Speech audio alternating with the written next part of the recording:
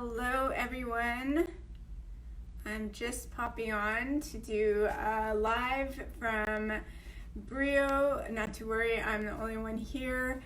I am just finishing up a few odd things here before we close up for our 2-week closure minimum to help do our part in flattening the curve. I just wanted to just wait a few minutes to let everyone pop on.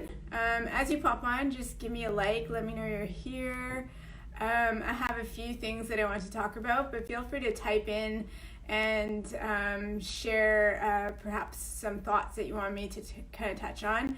Nothing about immune system, that's not what I'm going to touch on, but the fear state and the adrenals, if there's any questions regarding that, I will address and try to give some tips, things like that. Just 1 second here. Yeah. Oops. All right. So this will be recorded. Please feel free to share with family and friends. Please feel free to add them to our group, our Facebook group. And feel free to share the video if you feel so inclined. Our attempt is to, during this time, be of service, and our way of being in service and to give back as a clinic as a whole is to just pop onto the Facebook group even every day, just for a few moments, just to offer a little topic, something that could help be relevant with the self-quarantine, be relevant with what people are experiencing as a collective community, be relevant with keeping, spirits high, anything like that, just as we're going through this kind of tough time as a collective here in Vancouver and Canada and the States. So other waves of countries seem to be improving a little bit, and some not so much, but it's coming full force to Vancouver right now, which is what we're dealing with. So say hi, whoever's popping on. If you wanted to just let me know you're here, feel free to do that. I am able to comment too. So I wanted to touch upon the collective fear. So fear has been quite big. It has been looming for the last few weeks. I could feel it. I know I'm a sensitive person, but sometimes I forget. And over the last 2-3 weeks, I could feel for myself even an eczema flare. And I was trying to figure out, was it diet? Was there something that I'm changing in my diet? Was I eating more inflammatory foods? Was I not taking my remedies? Was there other things going on? Then I tuned in and I realized I was like, oh, a lot of this is really not mine. I feel like I'm processing a lot of fear for the collective of what's going on. It was a lot of fear, a lot of anxiety, and I could really feel it, almost like an adrenalized state coursing through my body. And that's just over the past few weeks. And continuing to do phone consults yesterday and today. There's a lot of fear in patients, and so there's a lot of anxiety, there's a lot of uncertainty. So that's really it's very palpable. I can feel it with everyone I'm talking to, and even if I'm not in close proximity, just as a collective, what everyone's feeling, I can feel it. And everyone else feels it as well. So the reason I want to pop on is to talk about the adrenals, which are the little glands that sit on top of our kidneys. And the adrenals are very much linked to a fight or flight state or a fear state. They're linked to an elevation in cortisol levels. So when we are in a fight or flight state, we will have a rise in our cortisol levels. And that puts us in a state where it's really hard to be present. It's really hard to digest sometimes. It's hard to sleep. It's hard to rest. It's hard to relax even muscles. It can be headaches. It could be affecting our gut, and it could affect mood and just like being, snappy or frustrated. And it could affect, pre-existing conditions such as eczemas. It feels like there's an allergy flare, but or hives, underneath all of those things, elevated blood pressure, blood sugar fluctuations, around all of those things is usually a root of the adrenals. And so the adrenals and the cortisol being affected and just ramped up during this time. So the way I view what's going on is it's almost a heightening of all of our kind of subconscious patterns coming to the forefront. So if there is a lot of fear, a lot of anxiety arising right now, it is, yes, being triggered by what's externally going on, but there is an undercurrent of that in the day-to-day kind of cellular programming for each of us who are experiencing it already. So it's like what's already in there is being brought to the surface and then being heightened like 1,000-fold. So if you feel it maybe 5-10-fold daily, just with daily activities, with work, with kids, doing your day-to-day stuff, dealing with your own health, dealing with financial issues, relationship issues, whatever it may be. And then now you take those same undercurrents and you just elevate it to a magnitude of like 1,000 or 100,000. That's really a lot of what's going on. It's not that it's just externally the fear is just coming on to you. We really already are programmed for it, and it's really bringing it to the surface. So it really is an opportunity for us to heal deeply, because that programming is there all the time. So what you're experiencing right now, it's being brought to the surface, is always there. It's always an undercurrent of what we feel. And it drives, just sometimes like the littlest decisions, like being late somewhere, and then we're just, put in a ramped up situation. That's that thing right there. Or, something's not going our way with the family, and then your tendency is to take over everything and just to make sure that everything goes smoothly and happens. And then that control really feels like that's the only way you can feel calmer. So that's the body's attempt to try to calm this fear state is control. So that inner control is really, really what we're experiencing, the inner control, the inner fear and anxiety. So when there's something that we're totally is out of our hands and we're fearful of, the mind will go into control state. So it's trying to control, and that inner control is really, really going to affect our adrenals, and it's all working together as this vicious cycle.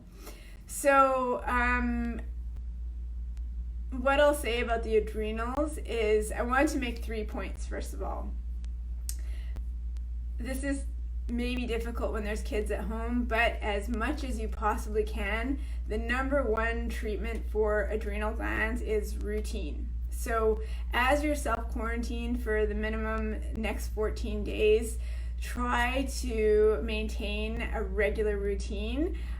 Try to maintain exactly the same wake times, the exact same sleep times, and try to incorporate even if there's TV watching times, try to limit the exposure of the news, keep it to a minimum of an hour a day. Try to make sure that that's the same time every day.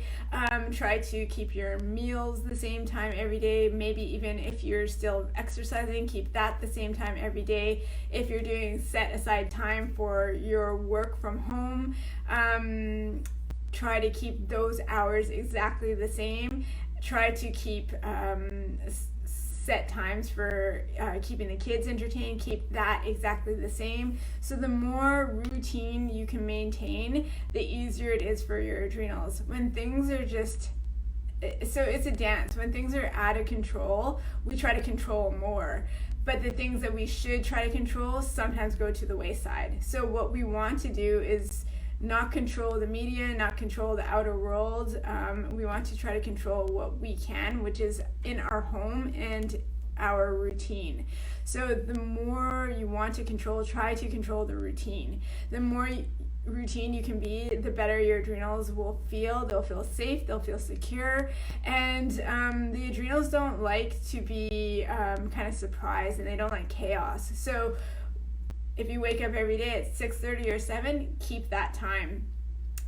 If you're waking up, 10:30, then some days 6, that chaos of not knowing when you're going to wake, when you're going to sleep is really not good for the adrenals. So try to keep the same time. Your body really, really craves rhythm. It really does. Our bodies function most optimally when there's a high level of rhythm. So keeping that rhythm, waking up at the same time, going to sleep at the same time. And then your body's not guessing. It will almost know, like it'll know that at noon I'm getting a little bit hungry. You won't even see the clock, but you're getting a little hungry, and it'll be like perfect timing for a meal. So around 10 o'clock, you're not even looking at the clock, but you're starting to get a bit tired because 10:15 you're getting ready for bed. So the more routine you can be, the better it is for your body. So that's the number one point I wanted to try to make as everyone self-quarantines. I know it's spring break, but if the quarantine goes even longer, try to really, really maintain routine. And even during spring break, try to really maintain while you're quarantined during spring break, try to maintain the routine. The second point goes almost hand in hand. All of these are connected, but the second point goes almost hand in hand with the routine is balancing blood sugar. So it is very stressful for the adrenals to not know when the next meal is coming. So the more routine you can be with your meals at home, the better it is for your adrenals. So if you eat at 7 in the morning and then 12 and then again maybe 6:30, try to maintain those times. Your body will love it. It doesn't have to guess when the next meal is coming. It doesn't have to go into a little bit of extra fight or flight because we just can't afford that right now. It'll feel calm. It'll be just a sense of ease that you go through because your routine is so ironclad for that, and you're so set for that. So morning, noon, night, snacks are set, and it's almost just to a point where it's not even fun. It's so routine and you don't falter from that while you're home. Your adrenals will really love it. As the blood sugar fluctuates and meals are irregular, it is very difficult for the adrenals. If you don't have a set meal time and then you delay it, even though you're having your set amount of calories per day, you feel energized and fueled, your body will go into releasing adrenaline, and we really just can't afford that right now. So there is really a hyper-adrenalized state, a fight or flight state, and the more we can reduce that is by keeping the blood sugar maintained. Now, for those of you who have practiced with me and are patients with me, you'll know that I don't love intermittent fasting, especially for a lot of women, because most women are in a low-grade fight or flight state all the time, and it's very taxing for the adrenals. So perhaps if you are trying or were trying to do intermittent fasting during this time, if it doesn't feel great, maybe don't follow it. So really just try to follow your body's cues, because when you're intermittent fasting or waiting till noon to eat your first meal and you're up since 6:30, it could be an additional release of adrenaline that your body just doesn't need right now, because to maintain that blood sugar is usually by a release of adrenaline. So we really want to reduce any amount of adrenaline being coursed through our bodies, because of just the state of what's going on. So the more regular you could be with the meal timing and keeping that blood sugar consistent would be the best feeling for your adrenals. Also the types of foods, so something that kind of brings up your blood sugar quickly and then spikes it up and then crashes it is probably not the best choice for your blood sugar regulation.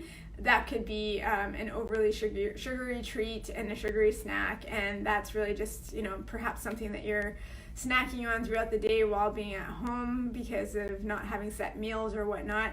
I really, really encourage you to try to take this time to ensure that there's set meals, and of course enjoy a little bit of a snack here and there, but don't take it as an opportunity to just not feel what you're feeling and go for the set sugary snack. So a lot of times there might be more snacking on sugary snacks as an attempt to self-soothe, and that is not really the best option. The better option would be to actually just feel what you're feeling. Take a few seconds to actually feel it, try to process it, feel how much in discomfort you are, feel if you're actually in a high fear state, actually feel it rather than going to grab something and trying to stuff that back down, because it's just going to keep popping up. So that feeling of being fearful just wants to be felt. So it really, really just wants to be felt.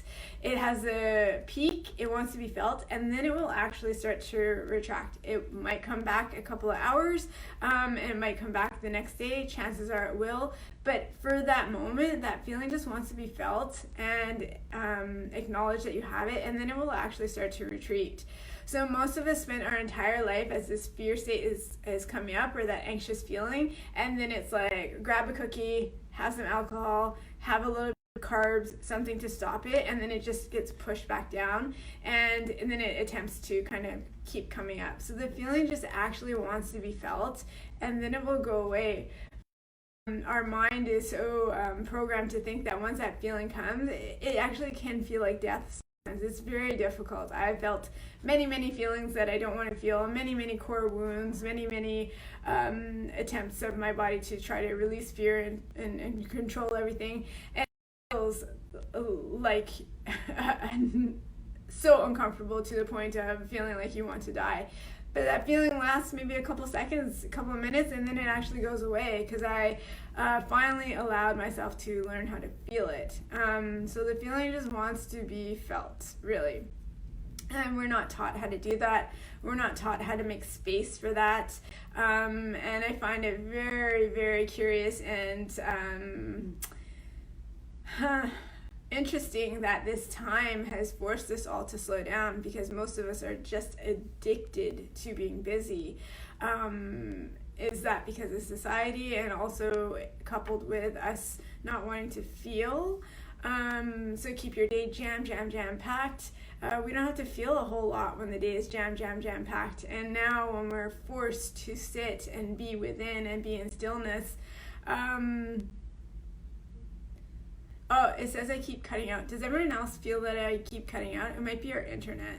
I will post the things. I'm doing a little blurb to send out afterwards too, if I keep cutting out. But yeah, we're addicted to the busy, whether we know it or not.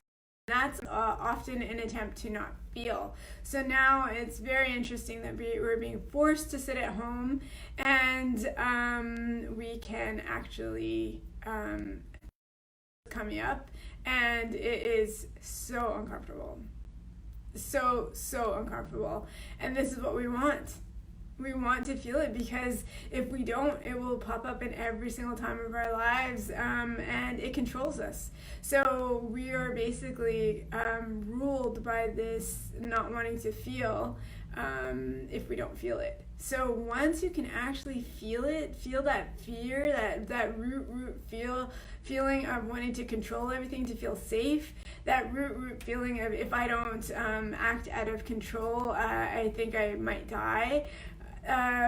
That's a really, really core feeling for almost everybody. Whether we know it or not, it's a core feeling for the most of us, and that's being brought to the surface right now. I'm not talking about the virus or anything like that. I'm talking about the fear around it, and that's very, very real. In addition to the immune system, that's very real.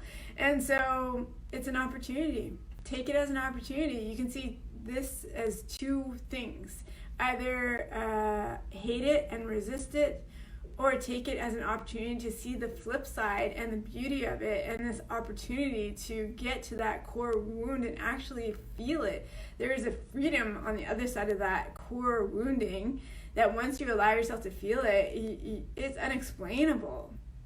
There's a surrender, there's an ease, and it's not that we're surrendering to not taking action. It's just we're surrendering to not taking all this fastidious movement and constantly moving and trying to control things that we can't control. So many people are telling me that they're watching the news nonstop because they just want to know everything. Well, most of what I've seen is pretty much the same each hour to hour in that day. So wouldn't it seem that, an hour at perhaps 6 o'clock when they know the most would be the best time to watch? But that need for constant information is also self-soothing, just like a cookie would be, so we don't have to feel the fear. And it's an attempt to, let me try to help and try to control. So turn the TV off and feel that discomfort of trying to control everything, because it's not helping. It's the mind's attempt to try to feel safe. So you are safe, hopefully, in your home. You have food and electricity and light and heat. If you are at home, you are safe, and just trust that the government and the healthcare workers are doing everything that they can to keep us safe. And your part at home is not helping the doctors by watching the news and thinking that you're helping.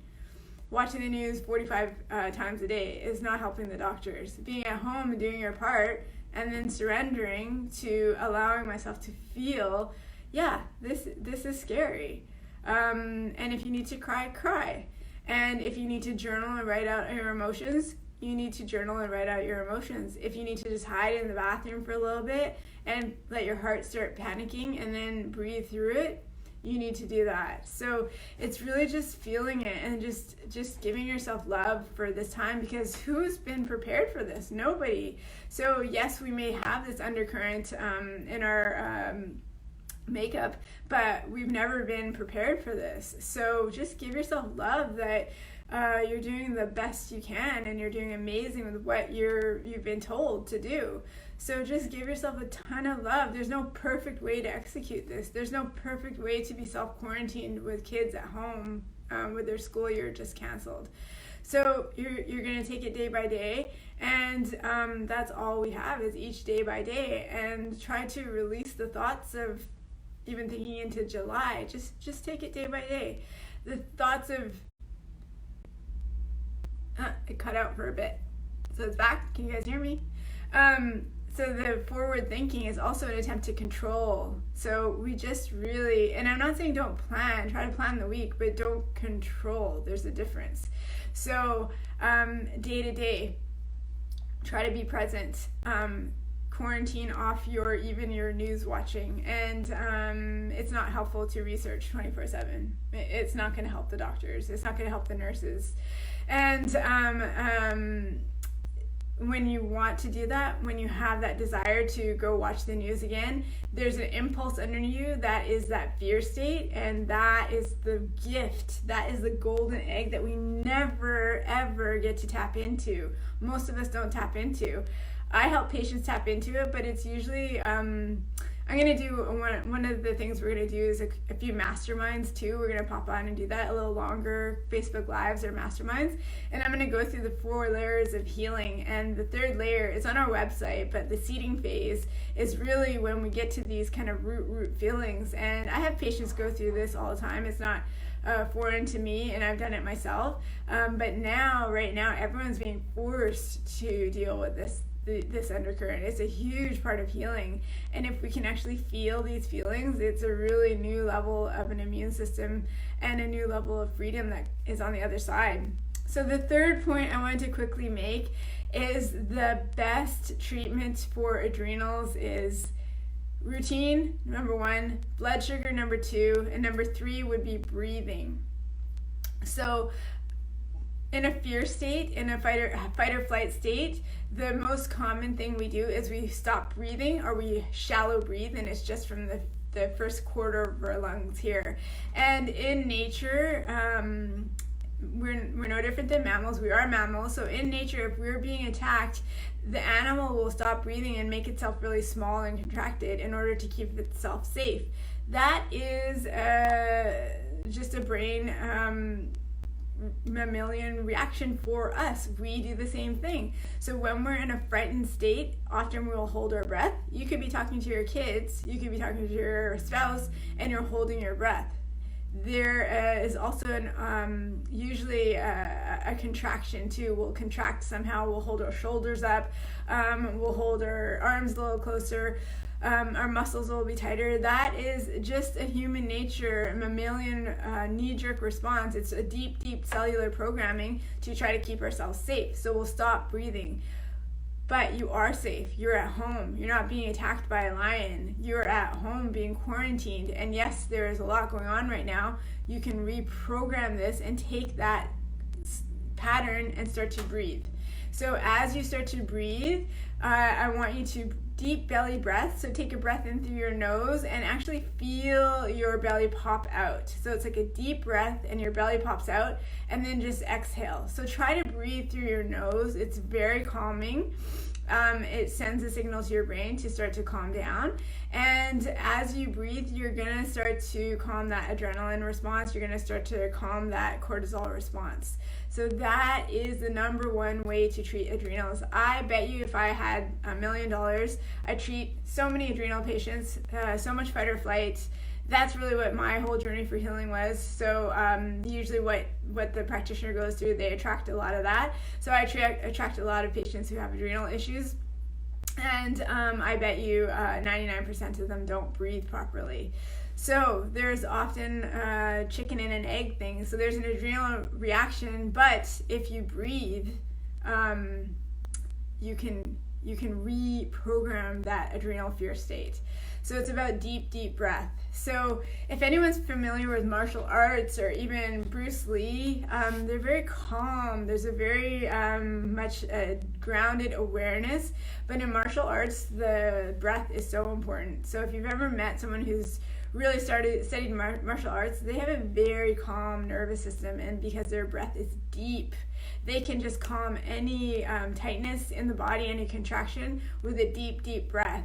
Now this is work, and if we are at home for a minimum of 14 days, this is a lot of work to reprogram the breath. So when some are saying that, I don't know what to do at home, I feel like a little bit bored, catching your breath, catch it every single time someone even says your name, catch it as you watch the news, catch it while you're doing a bit of housework, catch it as the kids are home and they're getting a little, noisy. Catch your breath. I bet you you would stop your breath maybe 5-6 times an hour, and if you hold it. So catch it and reprogram it. It feels very unnatural at first, but eventually it will start to feel normal, and we have at least 2 weeks to work on it. So that initially and powerfully really, really calms down the adrenals and that hyperadrenalized state. So with a deep breath, you can really calm that coursing adrenalized feeling. And a lot of yogis say, a lot of mystics say that to calm that monkey brain, that ruminating thoughts of what's going to happen, what's going on, the easiest way to do that is breath. And it's true. So when you're deep breathing, when you're doing those proper belly breaths, it's very hard to think. So it's very hard to overthink.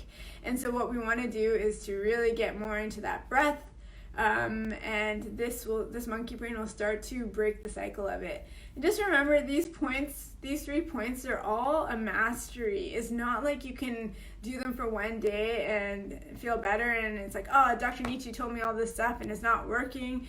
It's a mastery. So now we have time, we have space at home. So really, really work on the routine. If you want to choose just one because it's just too overwhelming, choose one. Choose just the routine and try to make that a non-negotiable and put that throughout the house. The kids are in such good routine. Try to employ only one of them. If you can't employ the routine, maybe just work on the breath and then really, really master that. And if by week 1.5 you feel great with the breath, then start to maybe work on the proper meals. So don't feel bad about anything I'm saying. All of this stuff takes years to implement, and I'm just sharing them right now because they're little tips that you can start right now. We have the time, we have the space, you're at home, and great things can come out of this quarantine, just from personal growth. it can be a great time. So those are the 3 points I wanted to make. Please feel free to share with family and friends. I did go on a little bit longer than I wanted to. We're going to try to keep these little pops of topics like maybe about 25 minutes long. And please note, we are still open for phone consults and web consults. I had a full day today, and it was really amazing to chat with everyone I did today. And there was it wasn't even really an immune system day. It was all about talking about nervous system. There was a lot of anxiety and high adrenalized talk. So it was really amazing just to feel that we can make a difference by helping with that kind of fear state that's popping up. And to me, I take that as a huge gift. And it's an opportunity. So take it as an opportunity rather than a frustration. And it just changes. It's just looking at it from, like, we're looking at it this way, but maybe if you look from this way, there's an opportunity and not something that's being done to us and forced on us. It's a time to go self-inside. So Flavia shares, yes, I needed this. Thank you. I'm so glad to do this. We really want to be of service, so we're going to try to do it Monday to Friday to pop on. Erica says, thanks, Neetu. It's my pleasure, honestly. Kelly shares, thank you for taking the time to put this out. Of course, that is just like, I could just jam on talking about stuff. Jessie says thank you. Jessie was the one who pointed out that I was cutting in and out. So you'll still be able to listen to this. I'm going to also summarize what I talked about. Donna says thanks. Donna, I found the granola recipe. I'm going to share it. So I'll get back to you with that. Neetu shares, thank you for doing this talk. It was very informative and helpful. Yeah, everyone's just stay breathing. It's when you know the science of it, breath calms that adrenaline. It really does, that cortisol level. And Donna says, yeah, she's excited about the granola. Amy says, great chat and a reminder to breathe. Trust me, even if you have a little, Lynn says thank you, Tony says thank you. If you have a little post-it at home or a little piece of paper, just count how many times that you stop breathing in the day. I bet you it's like 6 times a day. Times that by 8 hours in the day, it's astronomical. And then we're in a fear state all day. So it's how to harness our monkey brain by glued to the news. It does take mastery. So Jessie says it takes mastery. Turn the TV off. It's not helping. I'm telling you, you're not helping the doctors. That's the fantasy brain kicking in, that thinking that we can control things. We can't. It's a surrender.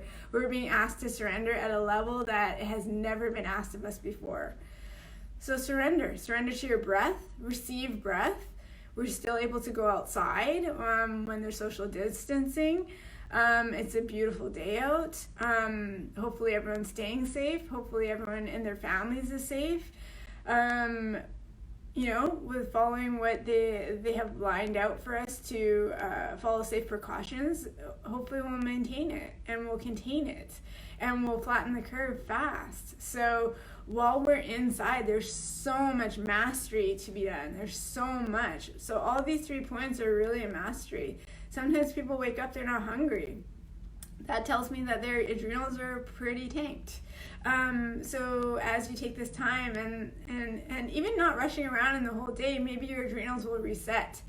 So I wanted to pop on again tomorrow at 4 p.m. I'm going to try to see if we can keep the times consistent, but I wanted to pop on tomorrow to have a topic of how to enhance sleep while we're in the self-quarantine, because part and parcel of the adrenals being off is the monkey brain and not having deep quality sleep. So I wanted to share, maybe I'll do 3, maybe I'll do 4. I'll just kind of go off the top of my head, but tips on how to get an enhanced quality sleep, because that is where the magic happens. That's where we can reset our adrenals.